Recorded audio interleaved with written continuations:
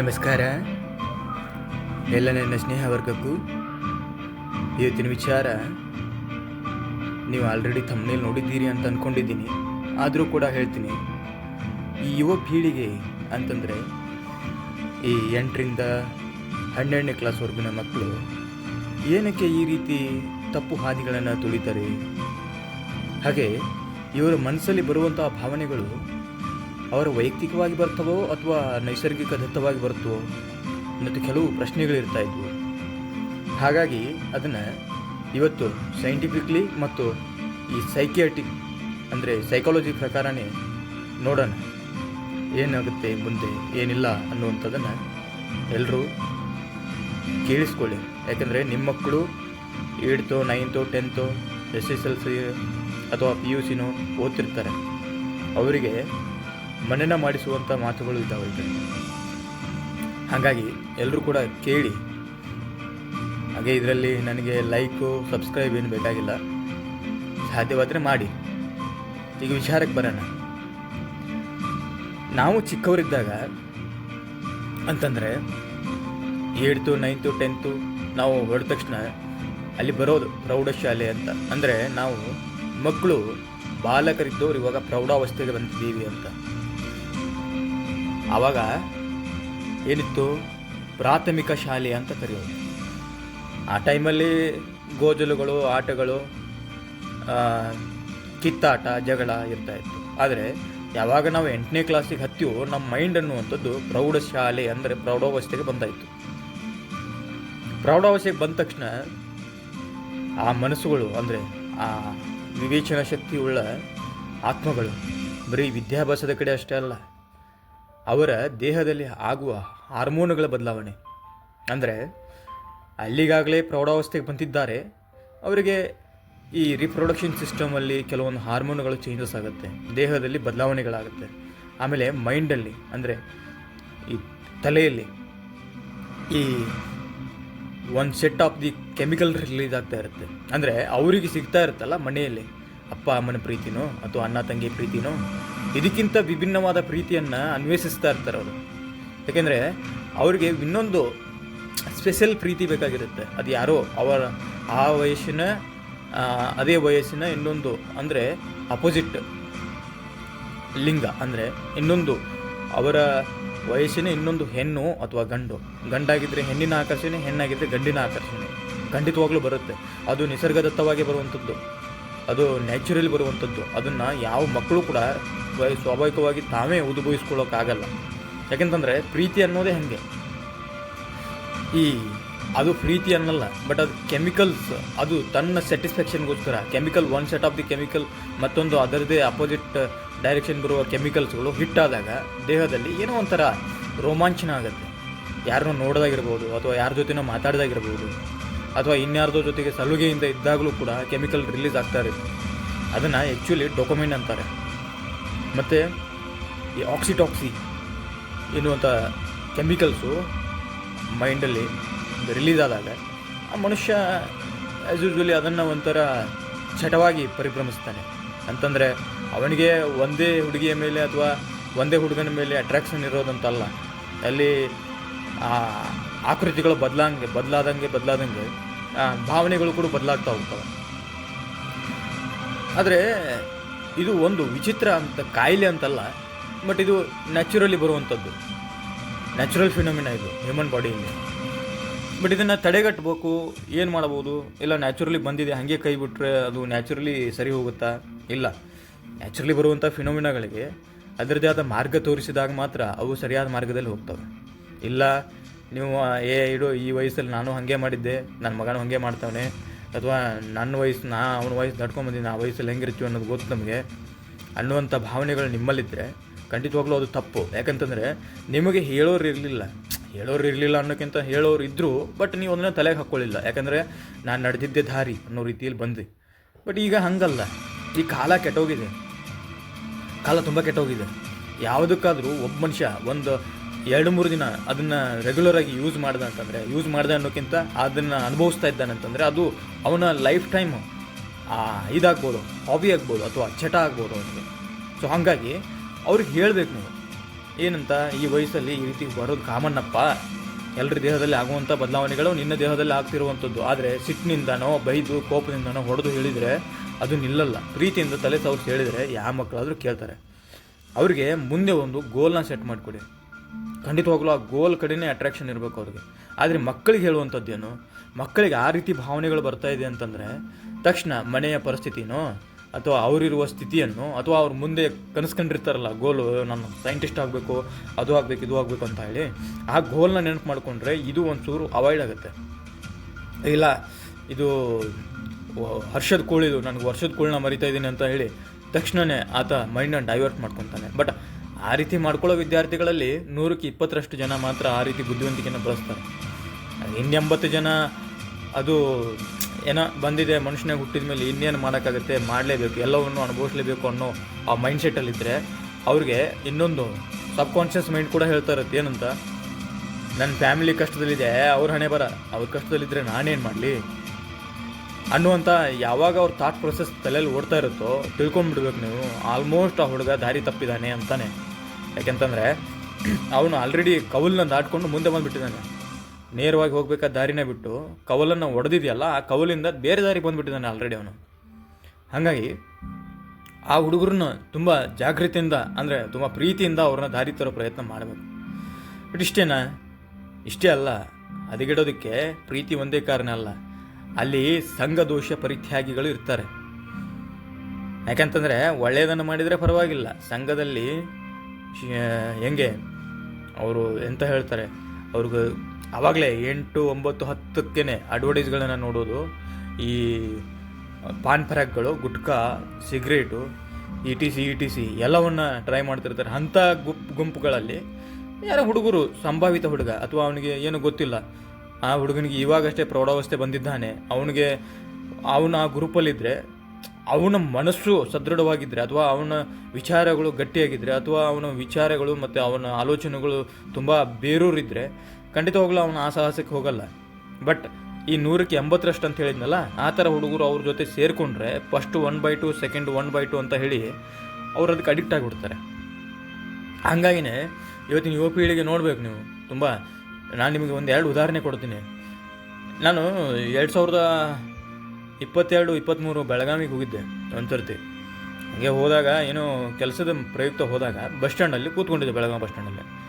ಅವತ್ತು ಶನಿವಾರ ಅನಿಸುತ್ತೆ, ಮಧ್ಯಾಹ್ನ ಬೇಗ ಹುಡುಗರು ಶಾಲೆಯಿಂದ ಬಂದರು.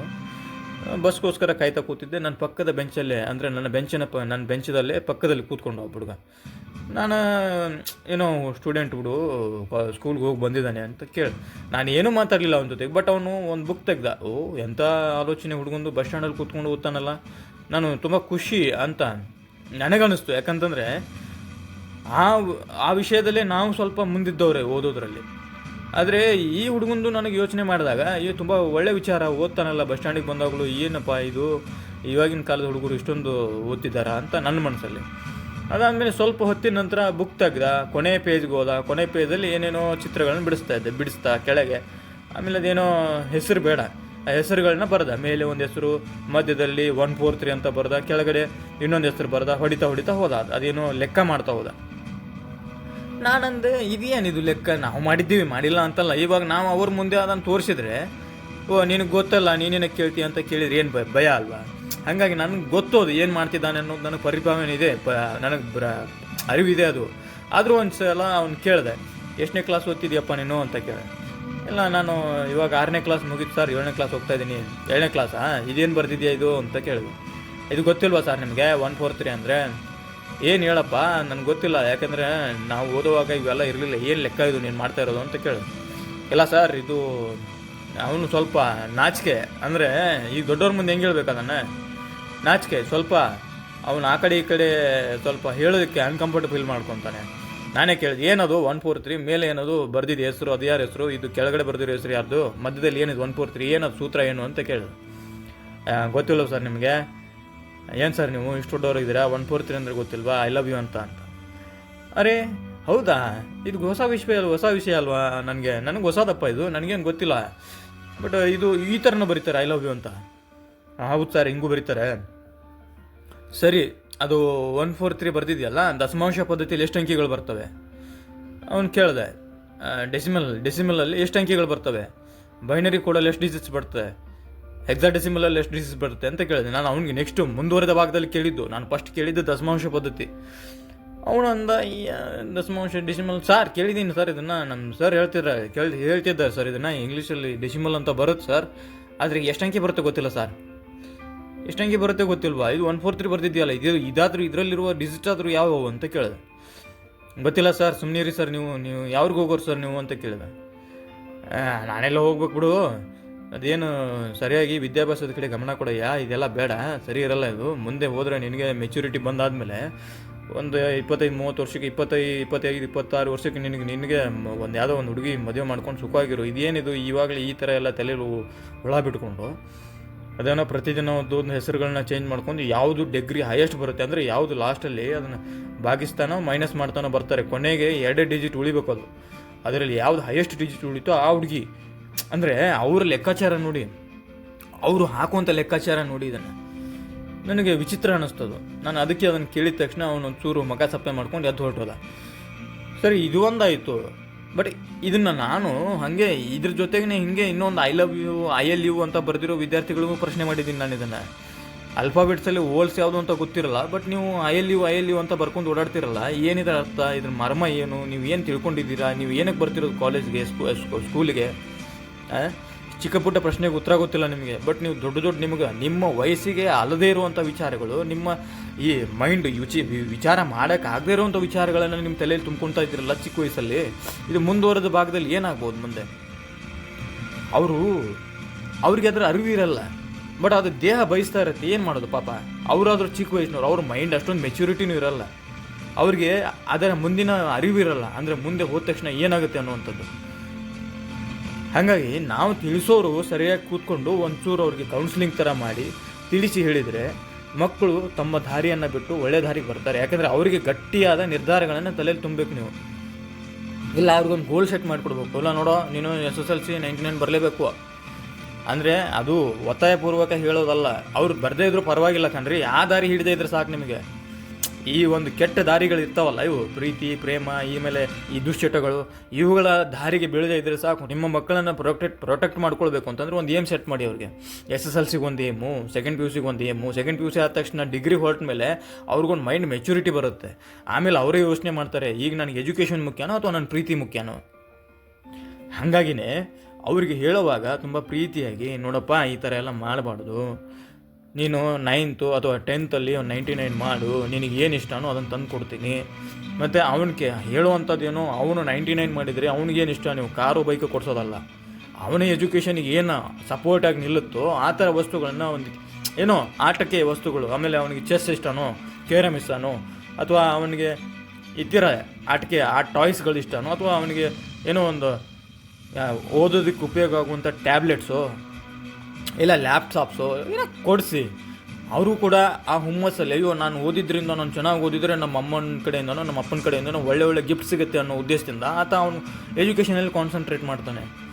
ಅದನ್ನು ಬಿಟ್ಟು ನಾವು ಮಗು ಒಂದು ಸಣ್ಣ ತಪ್ಪು ಮಾಡ್ತು ಅಂದ ತಕ್ಷಣ ಕರ್ಕೊಂಬಂದು ಅವನು ಸಿಕ್ಕಾಪಟ್ಟೆ ಹೊಡೆದಾಕ್ಬಿಟ್ರೆ ಮಕ್ಕಳು ಇನ್ನೊಂದು ಸರ್ತಿ ಆ ತಪ್ಪು ಬಗ್ಗೆ ಯೋಚನೆ ಮಾಡಲ್ಲ, ಬಟ್ ಅವರು ನಮ್ಮ ಅಪ್ಪ ನಮ್ಮನ್ನು ಹೊಡಿತಾರೆ ಅನ್ನೋ ಡಿಪ್ರೆಷನಿಗೆ ಹೋಗ್ತಾರೆ. ನಾನು ನೋಡಿರೋ ಪ್ರಕಾರ ನಮ್ಮ ಏರಿಯಾದಲ್ಲೇ ಒಬ್ಬನು ಹುಡುಗ ಇದ್ದ, ಅಭಿಷೇಕ್ ಅಂತ, ಚಿಕ್ಕ ಹುಡುಗ, 9ನೇತೆ. ನಾನು ಅವಾಗ ಜಾಬ್ ಮಾಡ್ತಾಯಿದ್ದೆ. ನನ್ನ ಇವಾಗ ಇತ್ತೀಚೆಗೆ ಒಂದು 4 ವರ್ಷದ ಹಿಂದೆ ನೋಡಿ, ಅಭಿಷೇಕ್ ಅಂತ ಹುಡುಗ, ಅವ್ರ ಅಮ್ಮ ತುಂಬ ಸ್ಟ್ರಿಕ್ಟು. ಆ್ಯಕ್ಚುಲಿ ಅವ್ರ ಅಮ್ಮನ ಪರಿಸ್ಥಿತಿ ತುಂಬ ಕೆಟ್ಟದು ಬಿಡಿ, ಪಾಪ ಅವ್ರ ಅಪ್ಪ ಓಡೋಗಿದ್ರು ಎಲ್ಲೋ ಬೇರೆ ಕಡೆ. ಬಟ್ ಆವಾಗ ಆ ಅಮ್ಮ ತುಂಬ ಸ್ಟ್ರಿಕ್ಟಾಗಿ ಬೆಳೆಸೋರು. ಒಬ್ಬನೇ ಮಗ, ಇಬ್ಬರೂ ಇಲ್ಲ, ಒಬ್ಬನೇ ಮಗ, ತುಂಬ ಸ್ಟ್ರಿಕ್ಟು. ಅವನು ಹೋಮ್ವರ್ಕ್ ಮಾಡಿಲ್ಲ ಅಂದರೆ ಪೊರ್ಕೆ ತೊಗೊಂಡು ಹೊಡೆಯೋದು, ಆಮೇಲೆ ಕೋಲ್ ತೊಗೊಂಡು ಹೊಡೆಯೋದು. ಇಲ್ಲ ಅವನು 9th, ಆ್ಯಕ್ಚುಲಿ 9th ಇದ್ದಾಗ ಅವನು ಮಿಡ್ ಟರ್ಮು ಅಂದರೆ ಅರ್ಧವಾರ್ಷಿಕ ಪರೀಕ್ಷೆಗಳು ಬರೀತಾರಲ್ಲ, ಅವಾಗ ರಿಸಲ್ಟ್ಗಳು ತಂದು ಕೊಟ್ಟಾಗ, ನೀನು ಇಷ್ಟು ಕಡಿಮೆ ಮಾಡಿದೆ ಅಂತ 2 ದಿನ ಊಟ ಕೊಡದೆ ಸತಾಯಿಸೋದು, ಆಮೇಲೆ ಹೊಡೆಯೋದು, ಈ ಥರ ಮಾಡೋರು. ನಾನು 1-2 ಸರ್ತಿ ಹೇಳಿನೂ ಆಯಿತು ಅವ್ರಿಗೆ, ಇಲ್ಲ ಈ ಥರ ಮಾಡಬೇಡ್ರಿ, ಚಿಕ್ಕ ವಯಸ್ಸೋದು, ಮನಸ್ಸಿಗೆ ಈ ವಿಚಾರಗಳನ್ನು ಮನಸ್ಸಿಗೆ ತೊಗೊಂತು ಅಂತಂದರೆ ಅವ್ನು ಡಿಪ್ರೆಷನ್ಗೆ ಹೋಗ್ತಾನೆ, ಆಮೇಲೆ ಸೂಸೈಡ್ ಟೆಂಡೆನ್ಸಿಗೆಲ್ಲ ಬರ್ತಾನೆ. ಸೊ ಹಾಗಾಗಿ ಬೇಡ ಅಂತ ಎಲ್ಲ ಹೇಳಿ ತುಂಬ ದಿನವೂ ಆಗಿರಲಿಲ್ಲ. ಎಕ್ಸಾಮ್ ಮುಗೀತು 9th, ಪ್ರೋಗ್ರೆಸ್ ಕಾರ್ಡ್ ಬಂದಿತ್ತು. ಬಂದರೆ ಅವನು ಪ್ರೋಗ್ರೆಸ್ ಕಾರ್ಡ್ನ ಅವ್ನು ಟೇಬಲ್ ಮೇಲೆ ಇಟ್ಟಿದ್ದಾನೆ. ಅವರಮ್ಮ ಕೆಲ್ಸಕ್ಕೆ ಹೋಗಿ ಬರೋ ಅಷ್ಟೊತ್ತಿಗೆ ಇವನು ಟೇಬಲ್ ಮೇಲೆ ಇಟ್ಟು ಅದ್ರ ಮೇಲೆ ಒಂದು ಏನೋ ನೀರಿನ ಬಾಟಲ್ನ ತುಂಬಿಟ್ಬಿಟ್ಟು, ಸಾರಿ ಅಮ್ಮ, ನೀ ಹೇಳಿದಷ್ಟು ಮಾರ್ಕ್ಸ್ ತೆಗಿಯೋಕ್ಕಾಗಿಲ್ಲ ಅಂತ ಹೇಳಿ ಆ ಒಳಗಡೆ ಹೋಗಿ ಬೆಡ್ರೂಮಲ್ಲಿ 9th ಹುಡುಗ ಆ ಫ್ಯಾನಿಗೆ ಅವ್ರ ಅಮ್ಮನ ವೇಲ್ ಹಾಕ್ಕೊಂಡು ನೇಣು ಹಾಕೊಂಡಿದ್ದಾನೆ ಅಂತಂದರೆ ಎಷ್ಟು ರೀತಿಯ ಟಾರ್ಚರ್ ಕೊಟ್ಟಿರ್ಬೇಕು ಅವರಮ್ಮ ಅವನಿಗೆ.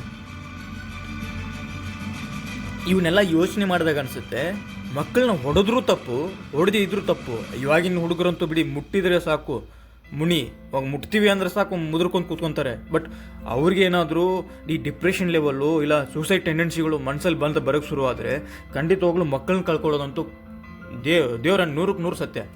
ಹಾಗಾಗಿನೇ ಹಾವು ಸಾಯಬೇಕು, ಕೋಲು ಮುರಿದಿರಬಾರ್ದು. ಹಾಗೆ ಪ್ರೀತಿನೂ ಇರಬೇಕು, ಅವ್ರ ಜೊತೆಗೆ ಪೆಟ್ಟು ಇರಬೇಕು. ಆ ರೀತಿ ನೀವು ಅವ್ರನ್ನ ಶಿಕ್ಷಿಸ್ತಾ ತಪ್ಪು ಮಾಡಿದಾಗ, ಅವ್ರಿಗೆ ಬೈತಾ ಅಥವಾ ಅವ್ರನ್ನ ತಿದ್ದೋ ಹಂತದಲ್ಲಿ ನೀವು ಮುನ್ನಡೆದ್ರೆ ಖಂಡಿತವಾಗ್ಲೂ ನಿಮ್ಮ ಮಕ್ಕಳು ಮುಂದೊಂದು ದಿನ ಫಲ ಕೊಡೋ ಮರ ಆಗೋದ್ರಲ್ಲಿ ಯಾವುದೇ ಎರಡು ಮಾತಿಲ್ಲ. ಖಂಡಿತವಾಗ್ಲೂ ಒಳ್ಳೆಯವರಾಗ್ತಾರೆ.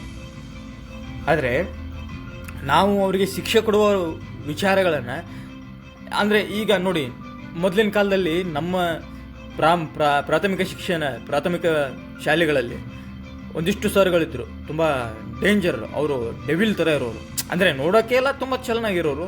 ಬಟ್ ಏನೋ ನಾವು ವೈಲೆಂಟ್ ಆಗಾಡಿದರೆ ಅಥವಾ ನಾವು ತುಂಬ ಕೂಗಾಡಿದರೆ ಅಥವಾ ಏನೋ ಸ್ಕೂಲಲ್ಲಿ ಅಜಾಗೃತಿ ಕಡೆಯಿಂದ ನಡ್ಕೊಂಡ್ರೆ ಆ ಒಂದು ರೋಲ್ ಬಾರ್ ಇರೋದು, ಅಂದರೆ ಅದೊಂದು ಕಟ್ಟಿಗೆ ಕೋಲು, ಮರದ ಕೋಲು ರೋಲ್ ಅಂತ ಅನ್ನೋರು, ಅದನ್ನು ತೊಗೊಂಡು ಹೊಡೆದ್ರೆ 2 ದಿನ ಈ ಅಂಗೈಗಳು ಬಾವು ಇಳಿತಾ ಇರಲಿಲ್ಲ, ಬಾತಿರೋದು ಅಂಗೈಯಲ್ಲೂ. ಆದರೂ ನಮ್ಮ ಮನೇಲಿ ಇನ್ನೂ ಹೊಡ್ರಿ ಸರ್ ಅನ್ನೋರು. ಆವಾಗಿನ ಪೇರೆಂಟ್ಸ್ ಮೆಂಟಾಲಿಟಿ ಹಂಗಿತ್ತು. ಯಾಕೆಂದರೆ ನಾವು ದಡ್ರು ಅಂದರೆ ಇವಾಗಿನಷ್ಟು ಹುಡುಗರಷ್ಟು ಏನು ಚೂಟಿಯಾಗಿರಲಿಲ್ಲ. ದಡ್ರು ನಾವು ಎಮ್ಮೆ ಥರ ಬೆಳೆದಿರ್ತಿದ್ವಿ. ಅವ್ರು ಹೊಡೆದಷ್ಟು ನಾವು ಎಂಜಾಯ್ಮೆಂಟ್ ಇರ್ತಾ ಇತ್ತು. ಸರ್ ಇವತ್ತು ನನಗೆ ನಾಳೆ ಹೊಡೆದ್ರು ನೋಡು, ಹಿಂಗೆಲ್ಲ ನಾಳೆ ಅಂದರೆ ಸರ್ಗೆ ನಾವು ತಿರುಗೇಟ್ ಹಾಕ್ತಿದ್ವಿ. ಅಂದರೆ ಗುರುವಿಗೆ ತಿರುಮಂತ್ರ ಹಾಕಿ ಬರುವಂಥ ವಿದ್ಯಾರ್ಥಿಗಳಾಗಿದ್ವಿ ನಾವು. ಅವಾಗ ತಲೆಗೆ ತೊಗೊತಾ ಇರಲಿಲ್ಲ ನಾನು ಪೆಟ್ಟು ಬೇಗುಳ ಮನೆಯಲ್ಲಿ ಬೈದರು ಅಂತಂದರೆ. ಯಾಕೆಂದರೆ ನಾವು ಬೆಳೆದಿರುವಂಥ ವಾತಾವರಣನೇ ಆ ಥರ ಇತ್ತು. 90s ಕಿಡ್ಸ್ ಯಾರಿದ್ದಾರೆ ಅವ್ರನ್ನ ಕೇಳಿ ನೋಡಿ. ಅವರು ಸ್ಕೂಲಲ್ಲಿ ಒದೆ ತಿಂದಷ್ಟು ಈ ಮಕ್ಕಳು 0.001% ತಿಂದಿಲ್ಲ ಇವಾಗಿನ ಮಕ್ಕಳು. ಆವಾಗ ಹೊಡೆಯೋರು ಅನ್ನೋದೇನು ತುಂಬ ಹೊಡೆಯೋರು. ಅದನ್ನು ಬಿಡಿ, ನಮ್ಮ ಮಿಲ್ಟ್ರಿ ಎಕ್ಸ್ ಆರ್ಮಿ ಒಬ್ಬ ಪ್ರಾಧ್ಯಾಪಕರಿದ್ದರು SSLCಯಲ್ಲಿ. ಆ್ಯಕ್ಚುಲಿ ಅವ್ರದ್ದು ನಾವು SSLCಗೆ ಬಂದ್ವಿ, ನಮ್ದು SSLC ಮುಗಿತು, ಅವ್ರದ್ದು ರಿಟೈರ್ಮೆಂಟ್ ಆಯಿತು. ಬಟ್ ಆ ರಿಟೈರ್ಮೆಂಟ್ ಏಜಲ್ಲಿ ಕೂಡ ಎಕ್ಸ್ ಆರ್ಮಿ ಅವರು ಅದೇನೋ ಎಕ್ಸ್ ಆರ್ಮಿಯಲ್ಲಿ VRS ತಗೊಂಡು ಬಂದು ಅವರು ಪ್ರೌಢಶಾಲೆ ಶಿಕ್ಷಕರಾಗಿ ನೇಮಕಗೊಂಡಿದ್ದರು. ದೇಶಪಾಂಡೆ ಸರ್ ಅಂತ, BS ದೇಶಪಾಂಡೆ ಅಂತ, ನಮ್ಮದು ಮ್ಯಾಂಡೇಲಿಯಲ್ಲಿ ಕಾಲೇಜಲ್ಲಿ. ಅವರು ಅದ್ಭುತವಾಗಿ ಪಾಠ ಮಾಡೋರು. ಸಮಾಜಶಾಸ್ತ್ರ ಕಣ್ಣಿಗೆ ಕಟ್ಟೋ ಥರ ಪಾಠ ಮಾಡೋರು. ಯಾವತ್ತೋ ವಿಜಯನಗರ ಸಂಸ್ಥಾನದ ಬಗ್ಗೆ ಪಾಠ ನಡೀತಾ ಇತ್ತು. ನಾವು ಹಾಗೆ ಚಿಕ್ಕ ಹುಡುಗರಲ್ವಾ, ನಮಗೇನು ಅವಾಗ ಜ್ಞಾನ. ಚಪ್ಪಲಿ ಜೊತೆಗೆ ಆಟ ಆಡ್ತಾ ಇದ್ದೆ ನಾನು ಕೆಳಗಡೆ, ಅಂದರೆ ಕಾಲಲ್ಲಿ. ಮೇಲ್ಗಡೆ ಶಿಕ್ಷಕರು ನೋಡ್ತಾನೂ ಇದ್ದೆ, ಕೆಳಗಡೆ ಚಪ್ಪಲಿ ಜೊತೆ ಆಟ ಆಡಿ ಇನ್ನೊಬ್ಬರ ಪಕ್ಕದಲ್ಲಿ ವಿನಾಯಕ್ ಅಂತ ಕೂತಿದ್ದ, ಅವನಿಗಿನ್ನೂ ಡಿಸ್ಟರ್ಬ್ ಮಾಡ್ತಾ ಇದ್ದೆ. ಅವನು ಪದೇ ಸರ್ ನೋಡ್ತಾರೆ ಸುಮ್ ಕೂತ್ಕೋ, ಸರ್ ನೋಡ್ತಾರೆ ಸುಮ್ ಕೂತ್ಕೋ. ನಾನು ಅವ್ನು ನೋಡಿದ್ರೆ ಅನ್ಬಿಡು, ಅವ್ನು ಚಸ್ಮಾ ಹಾಕ್ತಾನೆ, ಕೆಳಗಡೆ ನೋಡ್ತಿರ್ತಾನೆ, ಮೇಲ್ಗಡೆಯಲ್ಲಿ ಅವನು ನಮ್ಮ ಸರ್, ಸಾರಿ ಅವರು ಇವರು, ಇವನಲ್ಲ ಸರ್, ನಮ್ಮ ದೇಶಪಾಂಡೆ ಸರು ಆ ಸ್ಪೆಕ್ಸ್ ಹಾಕೊಂಡ್ರು, ಕೆಳಗಡೆ ದೃಷ್ಟಿ ಇದ್ರು, ಮೇಲ್ಗಡೆ ಎಲ್ಲ ನೋಡ್ತಾ ಇದ್ರು, ವಿದ್ಯಾರ್ಥಿಗಳ ಮೇಲೆ ಪೂರ್ತಿ ಗಮನ ಇರೋದು. ಅವರು ಕರೆದ್ರು ನನ್ನನ್ನು ಮುಂದೆ, ಬಾರಲ್ಲ ಇಲ್ಲಿ ಸರ್. ಏನು ಸರ್?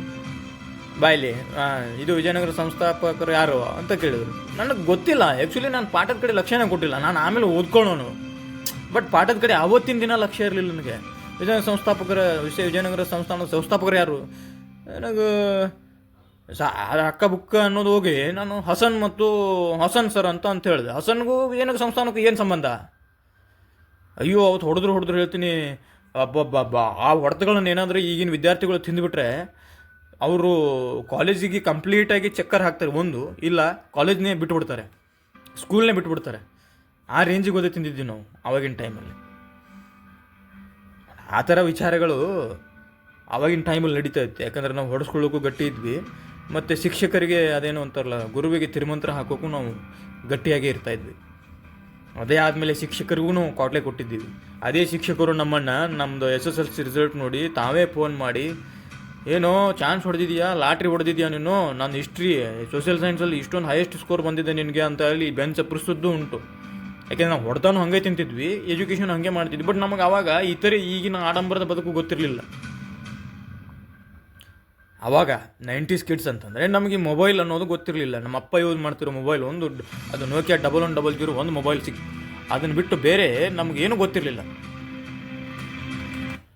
ಹಾಗಾಗಿ ಈಗಿನ ಮಕ್ಕಳಿಗೂ ಆಗಿನ ಮಕ್ಕಳಿಗೂ ತುಂಬ ವ್ಯತ್ಯಾಸ ಇದೆ. ಸೊ ಇದನ್ನೆಲ್ಲ ಯೋಚನೆ ಮಾಡಿದಾಗ ನಾವು ಪಾಲಕರಾದಂಥವರು ಮಕ್ಕಳನ್ನ ಪ್ರೀತಿಯಿಂದನೇ ಹೇಳಬೇಕು. ಬಡಿದು ಹೊಡೆದು ಹೇಳೋದ್ರಿಂದ ಏನೂ ಅರ್ಥ ಇಲ್ಲ ಇವಾಗಿನ ವಿದ್ಯಾರ್ಥಿಗಳಿಗೆ. ಹಾಗಾಗಿ ಆ ಚಟಗಳು ಮತ್ತು ಆ ಪ್ರೀತಿ ಪ್ರೇಮ ಅನ್ನುವಂಥ ವಿಚಾರಗಳು ಬಂದಾಗ ಒಂಚೂರು ಅವರನ್ನು ಫ್ರೆಂಡ್ ಥರ ಟ್ರೀಟ್ ಮಾಡಿ ಅವ್ರ ಮನಸ್ಸಲ್ಲಿ ಏನಿದೆ ಅನ್ನುವಂಥದ್ದನ್ನು ತಿಳ್ಕೊಂಡು ಆಮೇಲೆ ಅವ್ರು ಕೂರಿಸಿ ಹೇಳಿ, ನೋಡಪ್ಪ ಇವಾಗ ನೀನು ಸೆಕೆಂಡ್ PUC ಮುಗಿದ ತಕ್ಷಣ ನಿಮ್ಮ ಜೀವನ ಮುಗಿಯಲ್ಲ.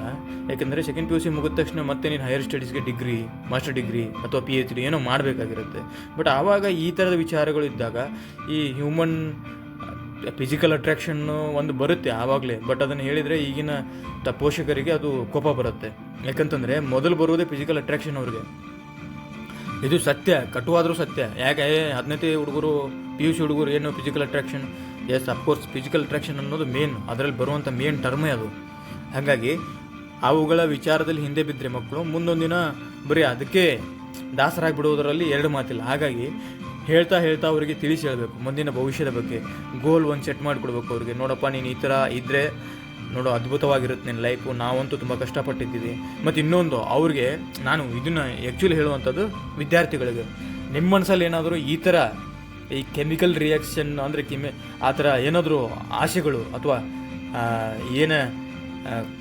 ಅದೆಂಥದ್ದು ಕಾಮಚೇಷ್ಟೆಗಳು ಅಥವಾ ಇಂಥದ್ದೇ 16ರ ವಯಸ್ಸು ಚುಕ್ಕೋಡಿ ಮನಸ್ಸು ಅಂತ ಹೇಳ್ತಾರಲ್ಲ, ಆ ಥರ ವಯಸ್ಸಲ್ಲಿ ಏನಾದರೂ ಆ ಥರ ಅನಿಸಿದರೆ ಫಸ್ಟು ನೀವು ಯಾರನ್ನು ಆ ಭಾವನೆಯಲ್ಲಿ ನೋಡ್ತಿದ್ದೀರೋ ಆ ಭಾವನೆಯ ನಡುವೆನೂ ಆ ಹೆಣ್ಣಿನ ಜಾಗದಲ್ಲಿ ಇನ್ನೊಂದು ಯಾರನ್ನೋ ಒಬ್ಬರನ್ನ ಗುರುತಿಸ್ಕೊಳ್ಳಿ ನೋಡೋಣ. ನಿಮ್ಮ ಮನೆಯವ್ರನ್ನೋ ಅಥವಾ ನಿಮ್ಮ ಅಕ್ಕ ತಂಗಿನೋ, ನಿಮ್ಮ ಅಕ್ಕ ತಂಗ ನಿಮ್ಗಿಂತ ಮದುವೆ ಆಗಬೇಕಾಗಿರುತ್ತೆ ಅಥವಾ ನಿಮ್ಮಿಂದನೇ ಏನೋ ಒಂದು ನಡಿಬೇಕಾಗಿರುತ್ತೆ. ಹಾಗಾಗಿ ನಿಮ್ಮ ಅಮ್ಮನೋ ಅಥವಾ ಯಾರನ್ನೋ ನಿಮ್ಮ ಮನೆಯ ಒಬ್ಬರು ಏನೋ ಒಂದು ಸ್ಥಿತಿಗತಿಗಳನ್ನು ನೆನಪಿಸ್ಕೊಳ್ಳಿ. ಅಲ್ಲಿ ಸಡನ್ನಾಗಿ ಆ ಭಾವನೆ ಹೊರಟೋಗ್ಬಿಡುತ್ತೆ. ಯಾಕೆಂತಂದರೆ ಇನ್ನೊಂದು ನಮ್ಮ ಈ ಯಾವುದು ಒಳ್ಳೆ ಕಾನ್ಷಿಯಸ್ ಮೈಂಡು ಅದನ್ನು ತಳ್ಳಾಕ್ಬಿಡುತ್ತೆ. ಯಾಕಂತಂದ್ರೆ ನಿನಗೆ ಮುಂದಿರುವಂಥ ಏನು ಅನ್ನೋಂಥದ್ದನ್ನು ಆಗಿಂದಾಗ ತಕ್ಷಣಕ್ಕೆ ಅದನ್ನು ನೆನಪಿಸ್ಕೊಡುತ್ತೆ. ಆಗ ನಡೆಯುವಂಥ ತಪ್ಪು ಏನಿರುತ್ತಲ್ಲ ಅದು ತಪ್ಪೋಗ್ಬಿಡುತ್ತೆ. ಅದು ಬೀಸೋ ಕೋಲಿಂದ ತಪ್ಪಿಸ್ಕೊಂಡ್ರೆ 100 ವಯಸ್ಸು ಅಂತ ಹೇಳಿ. ಹಾಗಾಗ ಈ ಥರ ನಿಮಗೆ ಏನಾದರೂ ಒಂದು ಟೆಂಡೆನ್ಸಿ ಆಗ್ತಿದೆ ಅಂತಂದ ತಕ್ಷಣವೇ ನಿಮ್ಮ ಫ್ಯಾಮಿಲಿಯ ಬ್ಯಾಕ್ಗ್ರೌಂಡ್ಗಳನ್ನು ಯೋಚನೆ ಮಾಡ್ತಾ ಬನ್ನಿ. ಅದೇ ನಿಮಗೆ ವಿಲ್ ಪವರ್. ಯಾಕಂತಂದ್ರೆ ಮುಂದೊಂದು ದಿನ ನಿಮ್ಮ ಸಾಧನೆಗೆ ಮತ್ತು ನಿಮ್ಮ ಗೆಲುವಿಗೆ ಮುಖ್ಯ ಆಧಾರ ಸ್ತಂಭನೇ ನಿಮ್ಮ ಫ್ಯಾಮಿಲಿ ಆಗಿರುತ್ತೆ. ಮತ್ತು ಇನ್ನೊಂದು, ಇವಾಗಿನ ಯುವಕರನ್ನು ನೋಡ್ತಾ ಇದ್ದೀನಿ ನಾನು, ತುಂಬ ಜನ ಯುವಕರಲ್ಲಿ ನೋಡ್ತಾ ಇದ್ದೀನಿ, ಯಾವುದೋ ಒಂದು ಕ್ಷುಲ್ಲಕ ಕಾರಣಕ್ಕೋ ಅಥವಾ ಇನ್ಯಾವುದೋ ಒಂದು ಅಟ್ರಾಕ್ಷನ್ನು ಅಥವಾ ಇನ್ಯಾವುದೋ ಒಂದು ಇನ್ಫ್ಯಾಚುಯೇಷನ್ಗೂ ಸಂಬಂಧಪಟ್ಟ ಒಬ್ಬ ವ್ಯಕ್ತಿಯ ಜೊತೆಗಿನ ಆ ಬಾಂಧವ್ಯಕ್ಕೆ ಈ ಅಮೂಲ್ಯವಾದ ಸಂಬಂಧಗಳನ್ನೇ ತೊರಿತಾರಲ್ಲಪ್ಪ. ಅದು ನನಗೆ ಬೇಜಾರಾಗುವಂಥದ್ದು. 9 ತಿಂಗಳು ಹೊತ್ತು ಬಿಡು, ಅವ್ರ ಕರ್ತವ್ಯ ಹೆತ್ತಿದ್ದಾರೆ ತಾಯಂದಿರು. ಆದರೆ ಈ ಅಮೂಲ್ಯವಾದ ಬಾಂಧವ್ಯಗಳು ಅಪ್ಪ ಅಮ್ಮ ಅಣ್ಣ ತಂಗಿ ಅಥವಾ ಅವ್ರದ್ದೇ ಇಟ್ಕೊಳ್ಳಿ ಸಾಕು. ಇವತ್ತಿನ ಪ್ರಪಂಚದಲ್ಲಿ 4 ಜನನೇ ಇರ್ತಾರೆ ಒಂದು ಫ್ಯಾಮಿಲಿಯಲ್ಲಿ, ಇನ್ಬಿಟ್ಟು ಯಾರು ಸಿಗಲ್ಲ. ಗ್ರ್ಯಾಂಡ್ ಪಾ ಅದು ಇವರೆಲ್ಲ ಅಲ್ಲಿ ದೂರದಲ್ಲಿ ಹಳ್ಳಿಯಲ್ಲಿ ಎಲ್ಲೋ ಕೂತ್ಕೊಂಡು ಆಶೀರ್ವಾದ ಮಾಡ್ತಿರ್ತಾರೆ ಅಷ್ಟೇ. ಈ ಅಮೂಲ್ಯವಾದ ಈ ಮನಸ್ಸುಗಳು ಈ ಬಾಂಧವ್ಯಗಳನ್ನು ಬಿಟ್ಟು ಇನ್ಯಾವುದು ಅಟ್ರಾಕ್ಷನ್ನು ಈ ಇನ್ಫ್ಯಾಚುಯೇಷನ್ಗೂ ಇದ್ರ ಹಿಂದೆ ಹೋದಾಗ ಇವುಗಳನ್ನ ತೊರಿತೀರಂತಂದರೆ ನಿಮ್ಮ ಮನಸ್ಸು ಎಷ್ಟು ದುರ್ಬಲವಾಗಿದೆ ಅಂತ ಗೊತ್ತಾಗುತ್ತೆ. ವಿದ್ಯಾರ್ಥಿಗಳು ಹೇಳ್ತಾ ಇರುವಂಥದ್ದು ಇದು, ನಾ ಪಾಲಕರಿಗೆ ಹೇಳ್ತಾ ಇಲ್ಲ, ವಿದ್ಯಾರ್ಥಿಗಳಿಗೆ ಹೇಳ್ತಿರುವಂಥದ್ದು. ದುರ್ಬಲವಾಗಿದೆ ಮನಸ್ಸು.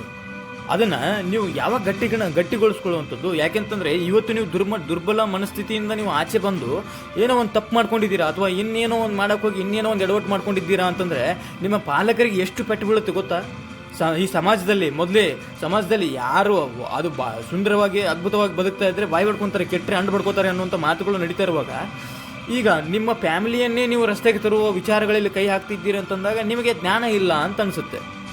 ನೀವು ಯಾವಾಗ ಗಟ್ಟಿತನಗೊಳಿಸ್ಕೊಳ್ಳುವಂಥದ್ದು, ನಿಮ್ಮ ಮನಸ್ಸು ಸುದೀರ್ಘವಾಗುವಂಥದ್ದು ಯಾವಾಗ, ಭದ್ರವಾಗುವಂಥದ್ದು ಯಾವಾಗ, ಈ ಎಲ್ಲ ವಿಚಾರಗಳನ್ನು ನೋಡಿದಾಗ. ಆಮೇಲೆ ಹೆಣ್ಣುಮಕ್ಕಳನ್ನ ಬೈತಿರ್ತಾರೆ, ನೋಡಿದ್ದೀನಿ ನಾನು, ತುಂಬ ಜನ ನೋಡಿದ್ದೀನಿ. ನಾನು ನೋಡೋದನ್ನಕ್ಕಿಂತ ಇವಾಗ ಯೂಟ್ಯೂಬಲ್ಲ ಫೇಸ್ಬುಕ್ಕು ವಾಟ್ಸಪ್ಪಲ್ಲಿ ಸ್ಟೇಟಸ್ಗಳನ್ನ ನೋಡಬೇಕು. ಅದೆಂಥದ್ದು ಹಳೇ ಹಾಡುಗಳು, ದೇವದಾಸ ಹಾಡು ಇಂಥ ಹಾಡುಗಳನ್ನು ಹಾಕ್ಕೊಂಡು ಆ ಹುಡುಗಿಯರ ಹೆಸರು ಮೇಲೆ ಹೊಯ್ಕೊಂತಿರ್ತಾರೆ ಹುಡುಗರು. ಈಗ ಸೆಕೆಂಡ್ PUC ಹೋಗುವಂಥವ್ರು ಅಲ್ರಿ, ನಿಮಗೆ ನಿಮ್ಮದೇ ಆದಂಥ ಓನ್ ಥಾಟ್ ಪ್ರೊಸೆಸಿಂಗ್ ಇಲ್ಲ. ನಿಮ್ಮ ಜವಾಬ್ದಾರಿಗಳನ್ನು ನೀವು ತೆಗೆದುಕೊಂಡಿಲ್ಲ. ನಿಮ್ಮ ಜವಾಬ್ದಾರಿಗಳಿಗೆ ನೀವೇ ಅಡಚಣೆ ತಂದಿಟ್ಕೊಂಡಿದ್ದೀರಿ. ನಿಮ್ಮ ಈ ಮುಂದಿನ ಯೋಚನೆಗಳು ಭದ್ರವಾಗಿಲ್ಲ, ನಿಮ್ಮ ಗುರಿಗಳು ನಿಲುವುಗಳು ಕೂಡ ಸರಿಯಾಗಿ ಅಚಲವಾಗಿಲ್ಲ. ಅಂಥದ್ರಲ್ಲಿ ಇನ್ನೊಂದು ಹೆಣ್ಣಿನ ಕುರಿತಾಗಿ ನೀವು ಆ ಥರ ಪೋಸ್ಟ್ಗಳನ್ನ ಹಾಕ್ಕೊಂಡು ಅವ್ರನ್ನ ದ್ವೇಷಿಸುವಂಥದ್ರಲ್ಲಿ ಏನರ್ಥ? ನಿಮಗಿಂತ 100 ಪಟ್ಟು ಕಮಿಟ್ಮೆಂಟ್ ಜಾಸ್ತಿ ಇರುತ್ತೆ ಆ ಹೆಣ್ಮಕ್ಳ ಮೇಲೆ. ಯಾಕೆಂತಂದರೆ ನಿಮ್ಮನ್ನು ನಿಮ್ಮ ಮನೆಯಲ್ಲಿ ಹೇಗೆ ಬಿಟ್ಟಿರ್ತಾರೋ ಹಾಗೆ ಅವ್ರ ಮನೆಯಲ್ಲಿ ಬಿಟ್ಟಿರಲ್ಲ.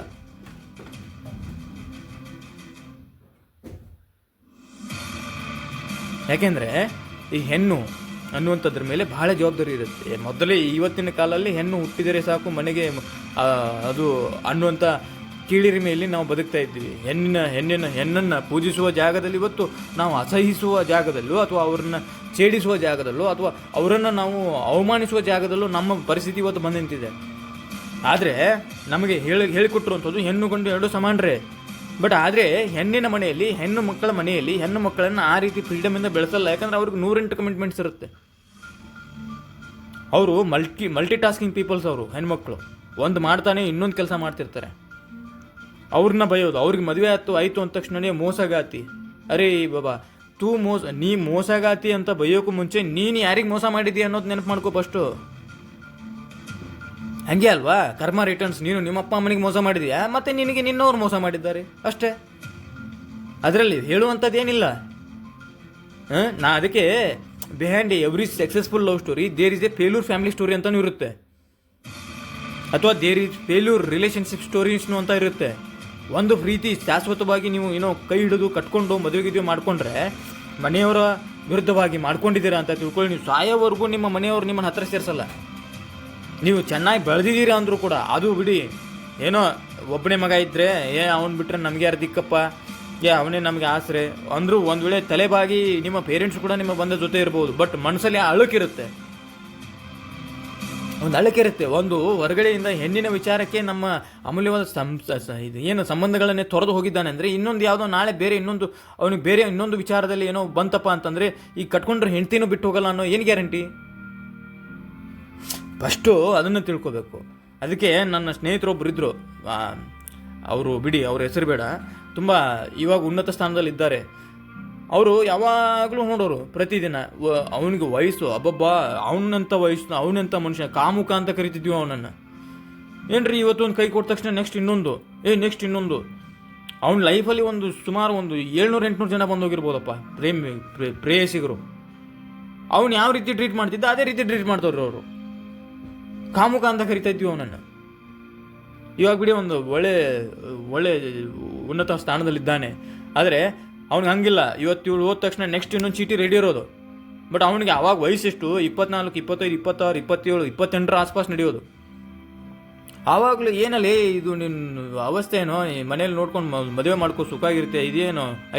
ಅವನು 26 ವಯಸ್ಸಾದರೂ ಹೈಸ್ಕೂಲ್ ಶಾಲೆಗೆ ಹೋಗೋ ವಿದ್ಯಾರ್ಥಿಗಳ ಮೇಲೆ ಕಣ್ಣಾಕೋನು. ಅವನನ್ನು ಕಾಮುಕನೇ ಅನ್ಬೇಕು, ಇನ್ನೇನು ಅನ್ನೋಕ್ಕಾಗಲ್ಲ.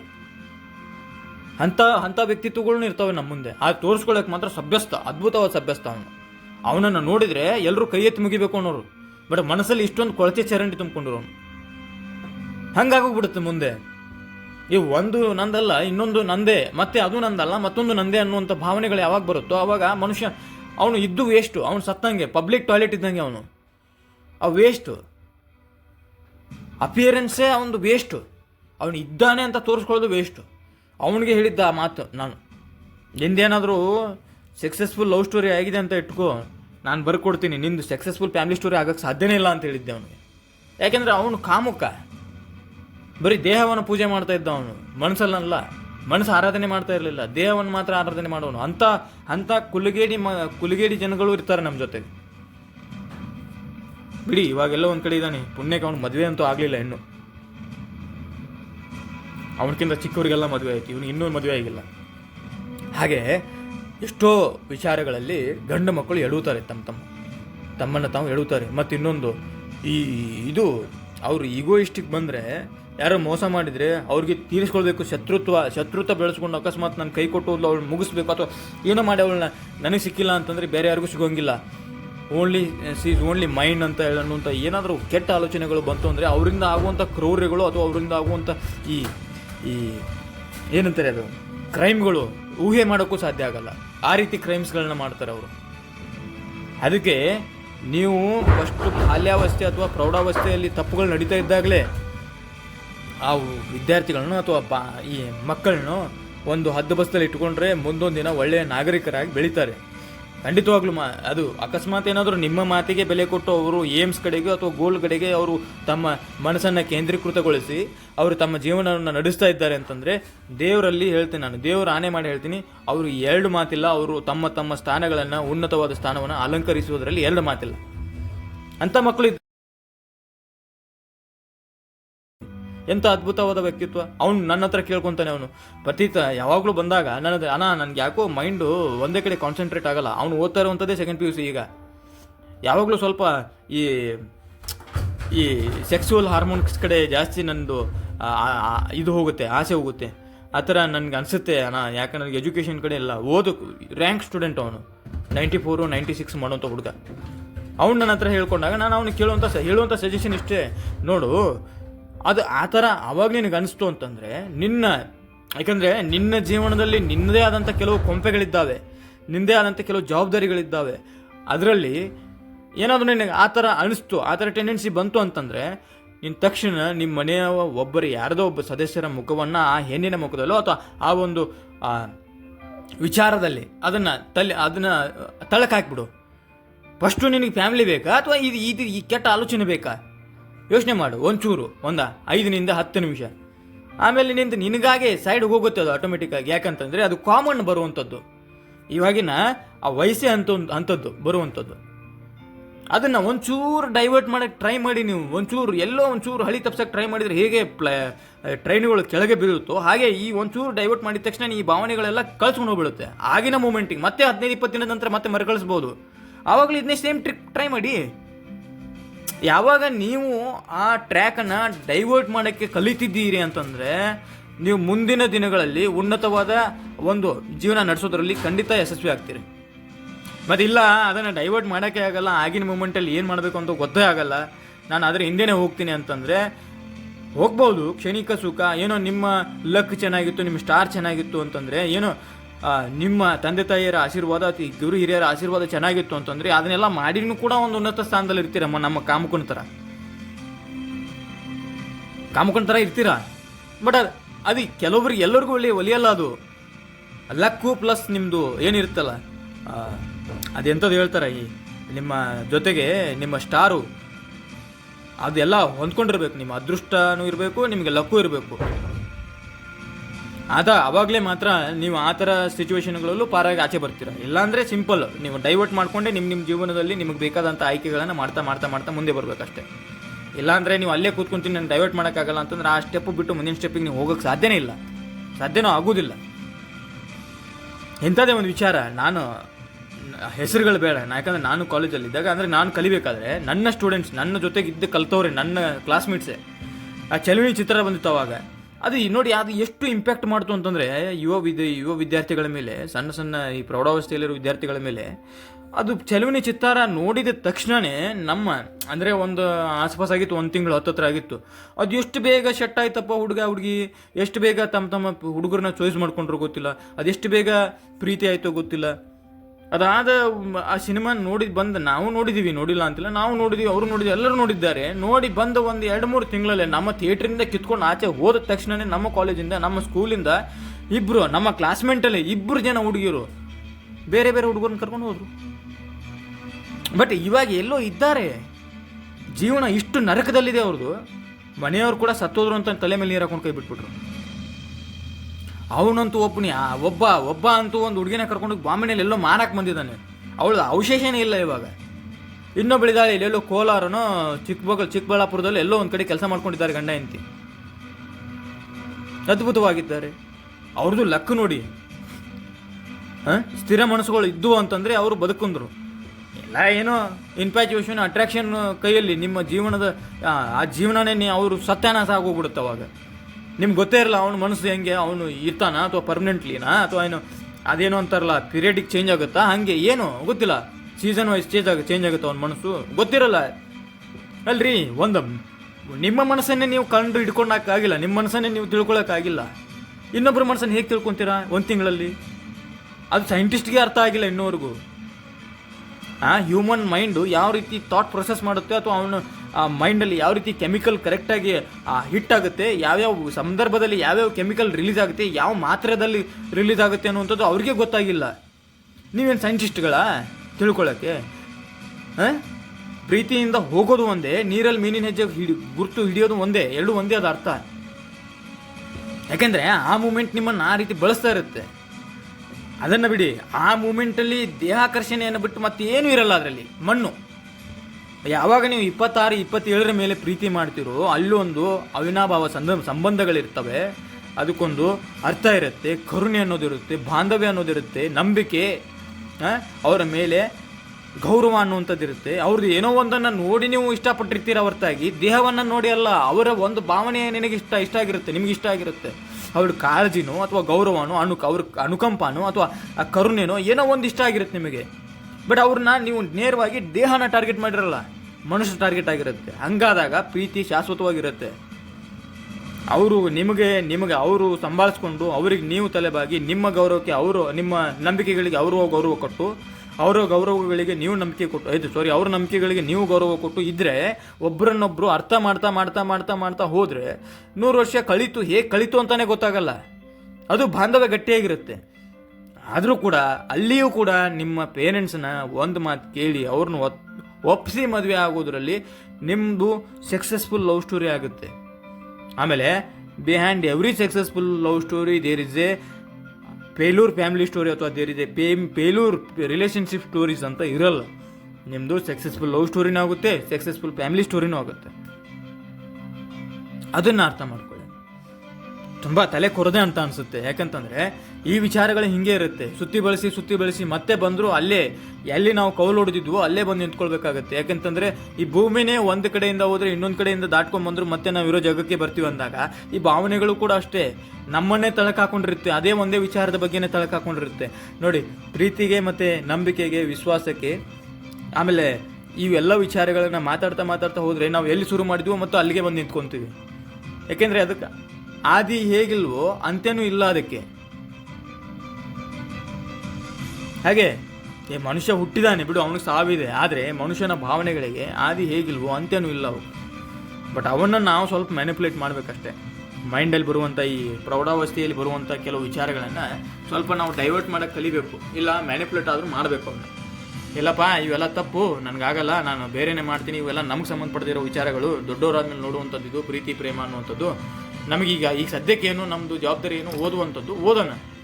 ಮುಂದಿನ ದಿನಗಳಲ್ಲಿ ಅದೇನಾದರೂ ಆದರೆ ಮುಂದೆ ನಮ್ಮ ಮನೆಯವರು ಎದುರು ನಿಂತ್ಕೊಂಡು ಅಪ್ಪಿತಪ್ಪಿ ಯಾರನ್ನೂ ಇಷ್ಟಪಟ್ಟಿದೆಯಾ ಹೋಗಿ ಅವ್ರಿಗೆ ಹೇಳೋಕ್ಕಿಂತ ಮುಂಚೆ ನೀನೇ ಮನೆಯಲ್ಲಿ ಬಂದು ಹೇಳೋರಿಗೆ, ನಿಮ್ಮ ಅಪ್ಪ ಅಮ್ಮನಿಗೆ, ಇಲ್ಲ ನಾನು ಎಂಥವ್ರನ್ನ ಪ್ರೀತಿಸಿದ್ದೇನೆ, ಅವ್ರನ್ನ ಮದುವೆ ಆಗಬೇಕು ಅಂತ ಆಸೆ ಪಡ್ತಿದ್ದೀನಿ, ಖಂಡಿತವಾಗ್ಲೂ ನಮ್ಮನ್ನು ಒಂದು ಮಾಡಿ ದೂರ ಮಾಡಿದರೆ ತುಂಬ ಕಷ್ಟ ಆಗುತ್ತೆ ಅಂತ ರಿಕ್ವೆಸ್ಟ್ ಮಾಡ್ಕೊಂಡ್ರೆ, ಯಾವ ತಂದೆ ತಾಯಿ ಆದರೂ ತನ್ನ ಮಕ್ಕಳ ಏಳಿಗೆಯನ್ನು ಬಯಸ್ತಾರೆ, ಸುಖವನ್ನು ಬಯಸ್ತಾರೆ ಹೊರತಾಗೋ ಅವ್ರ ದುಃಖ ನರಕ ಆಗೋದನ್ನು ಯಾರು ಬಯಸಲ್ಲ. ಹೇಳಿ ನೋಡಿ ಒಂದ್ಸರ್ತಿ, ಅವರೇ ಬಂದು ಪ್ರೀತಿಯಿಂದ ಸೇರಿಸ್ತಾರೆ ನಿಮ್ಮನ್ನು. ಇದಿಷ್ಟೇ ಬಿಡಿ. ನಾ ಯಾಕೆ ಪದೇ ಇವನೇನಪ್ಪ ಪ್ರೀತಮ್ಮ ಒಳ್ಳೊಳ್ಳೆ ಪದೇ ಬಂದು ಆ ಪ್ರೀತಿ ವಿಚಾರದ ಬಗ್ಗೆ ಮಾತಾಡ್ತೇನೆ, ಪ್ರಣಯದ ವಿಚಾರ ಬಗ್ಗೆ ಇಲ್ಲ. ಅದು ಈ ಕಳ್ಕೊಂಡವ್ರಿಗೆ ಗೊತ್ತಿರುತ್ತೆ ಪ್ರೀತಿಯ ವಿಚಾರಗಳು ಏನು ಅಂತ. ಪಡ್ಕೊಂಡವ್ರಿಗೆ ಬಿಡಿ, ಪಡ್ಕೊಂಡವರು ಅದನ್ನು ಸೀಸನ್ ವೈಸ್ ಚೇಂಜ್ ಮಾಡ್ಕೊತಾರೋ ಅಥವಾ ಲೈಫ್ ಟೈಮ್ ಇಟ್ಕೊತಾರೋ ಅವ್ರವ್ರ ಕೈಯಲ್ಲಿ ಬಿಟ್ಟಿದ್ದು, ಅವ್ರವ್ರ ಕೆಪಾಸಿಟಿಗೆ ಬಿಟ್ಟಿದ್ದಂಥದ್ದು. ಅದೇ ಕಳ್ಕೊಂಡವ್ರು ಇರ್ತಾರಲ್ಲ ಅವರಿಗೆ ಪ್ರೀತಿಯ ಅರ್ಥನೂ ಗೊತ್ತಿರುತ್ತೆ, ವ್ಯಾಲ್ಯೂ ಗೊತ್ತಿರುತ್ತೆ, ಬಟ್ ಅದನ್ನು ಹೇಗೆ ಪಡ್ಕೊಳ್ಬೇಕು ಅನ್ನೋದು ಗೊತ್ತಿರುತ್ತೆ. ಆದರೆ ಅವರು ಒತ್ತಾಯಪೂರ್ವಕವಾಗಿ ಪಡ್ಕೊಳ್ಳೋಕೆ ಟ್ರೈ ಮಾಡಲ್ಲ. ಅಲ್ಲಿ ಕೆಲವೊಂದಿಷ್ಟು ಥಾಟ್ಸ್ ಇರ್ತವೆ. ಅವರು ತಮ್ಮ ಪ್ರೀತಿನೇ ಕಳ್ಕೊಂಡಿರುವಾಗ, ಅವರು ಎಲ್ಲೋ ಇದ್ರು ಚೆನ್ನಾಗಿರೋ ಅನ್ನೋ ಭಾವನೆ ಇರುವಾಗ ಇನ್ನೊಬ್ಬರಿಗೆ ಯಾಕೆ ಆ ರೀತಿ ಬೋಧಿಸಬೇಕಾಗತ್ತೆ ನಾವು? ತಪ್ಪದು. ಹಾಗಾಗಿ ಇದು ಇಲ್ಲಿಗೆ ಸಾಕು. ಇದು ಅತಿಯಾಗಿ ಹೋದರೆ ತುಂಬ ಅದು ಬೋರಿಂಗ್ ಅನಿಸುತ್ತೆ. ಎಷ್ಟು ಊಟದಲ್ಲಿ ಉಪ್ಪಿನಕಾಯಿ ಹೇಗೆ ಪ್ರೀತಿನೋ, ಅದು ಜೀವನದಲ್ಲಿ ಹೇಗೆ ಒಂದು ಸಣ್ಣ ಪಾರ್ಟ್ ಅಷ್ಟೇ ಪ್ರೀತಿನೋ, ಹಾಗೆ ಈ ನಮ್ಮ ಮಾತುಗಳು ಕೂಡ ಜೀವನಕ್ಕೆ ಒಂದು ಪಾರ್ಟ್ ಅಷ್ಟೇ, ಒಂದು ಸಣ್ಣ ಉಪ್ಪಿನಕಾಯಿ ರೀತಿಯೇ ಇರಬೇಕು ಊಟಕ್ಕೆ. ನಾವು ಊಟನೇ ಮಾಡಿಬಿಡಿ ಅಂತ ಹೇಳಿ ಫುಲ್ಲು ಬೋಧನೆ ಮಾಡಿಬಿಟ್ರೆ ಇವನು ಯಾವನಿಗೂ ಫಿಲಾಸಫರು ಅಂತ. ಹಂಗೆ ಅತಿಯಾದರೂ ಕೂಡ ಎಲ್ಲವೂ ಅದು ವಿಷಯನೇ ಆಗುತ್ತೆ. ಅಮೃತ ಕೊಡೋ ವಿಷಯ ಆಗುತ್ತೆ. ಬೋಧನೆ ಕೂಡ ಅತಿಯಾದರೆ ವಿಷಯನೇ ಆಗುತ್ತೆ. ಬೋಧನೆ ಅತಿಯಾದರೆ ಅದು ವೇದನೆ ಆಗೋಗ್ಬಿಡುತ್ತೆ. ಇದನ್ನು ಕೇಳೋದ ಬಿಡೋದ, ಅಥವಾ ಕೇಳದೇ ಇದ್ರೇ ಉತ್ತಮ ಅನಿಸ್ಬಿಡ್ತಾರೆ. ಆಮೇಲೆ ಎರಡು ಕಿವಿಗೆ ಹತ್ತಿನ ಇಟ್ಕೊಳ್ಳೋಕೆ ಶುರು ಮಾಡ್ತಾರೆ. ಹಾಗಾಗಿ ಆ ರೇಂಜ್ಗೆಲ್ಲ ಈ ವಿಚಾರಗಳು ಬರೋದು ಬೇಡ. ಹಾಗಾಗಿ ಇದನ್ನ ಇಲ್ಲಿಗೆ ಮುಗಿಸೋಣ. ನಿಮಗೆ ಈ ವಿಚಾರಗಳು ಹೇಗೆ ಅನಿಸೋದಕ್ಕಿಂತ ಇದರಲ್ಲಿ ನನಗೆ ಸಬ್ಸ್ಕ್ರೈಬು, ಆಮೇಲೆ ಈ ಕಮೆಂಟ್ಸು, ಲೈಕ್ಸು ಎಂಥದ್ದು ಬೇಡ. ಒಂಚೂರು ಇದನ್ನು ಎಲ್ರಿಗೂ ಶೇರ್ ಮಾಡ್ಕೊಳ್ಳಿ. ಆದಷ್ಟು ಏನೋ ಒಂದು 10ರಲ್ಲಿ ಒಬ್ಬರು ಯಾರಾದರೂ ಸುಧಾರಿಸ್ಕೊಂಡ್ರೆ ಸಾಕು. ಈ ಮಾತಾಡಿದ್ದಕ್ಕೂ ಇಷ್ಟೊಂದು ಕೂತ್ಕೊಂಡು ಹೇಳಿದ್ದಕ್ಕೂ ಎಲ್ಲೋ ಒಂದು ಸಾರ್ಥಕತೆ ಇರುತ್ತೆ. ಸುಮ್ಮನೆ ಕೇಳೋದು ಇಲ್ಲೇ ಬಿಟ್ಬಿಡೋದು ಅಂತಂದರೆ ಸರಿ ಇರಲ್ಲ. ಎಲ್ಲೋ ಈ ಯುವ ಪೀಳಿಗೆ ದಾರಿ ತಪ್ಪಿರ್ತಾರಲ್ಲ ಅವ್ರಿಗೊಂಚೂರು ಕೇಳಿಸಿದನ್ನು. ಇವಾಗಲೂ ಈ ಮಾತು ಕೇಳಿದಾದ ಮೇಲಾದರೂ ಒಂಚೂರು ತಮ್ಮ ರೂಟ್ಗಳನ್ನು ಚೇಂಜ್ ಮಾಡ್ಕೊಳ್ತಾರೆ. ನೋಡೋಣ ಮುಂದಿನ ವೀಡಿಯೋದಲ್ಲಿ ಮತ್ತೆ ಸಿಗೋಣ. ನಮಸ್ಕಾರ. ಸರ್ವೇ ಜನ ಸುಖಿನೋ ಭವಂತು. ಎಲ್ರಿಗೂ ಒಳ್ಳೆಯದಾಗಲಿ. ಜಗತ್ತನ್ನು ಆ ಶ್ರೀಕೃಷ್ಣ ಅದ್ಭುತವಾಗಿ ಕಾಪಾಡ್ತಾನೆ. ನಿಮ್ಮ ಜೀವನದಲ್ಲೂ ಕೂಡ ಶ್ರೀಕೃಷ್ಣ ಎಲ್ಲವನ್ನು ಒಳ್ಳೇದು ಮಾಡಲಿ. ಹರೇ ಕೃಷ್ಣ, ಹರೇ ಭಗವಂತ.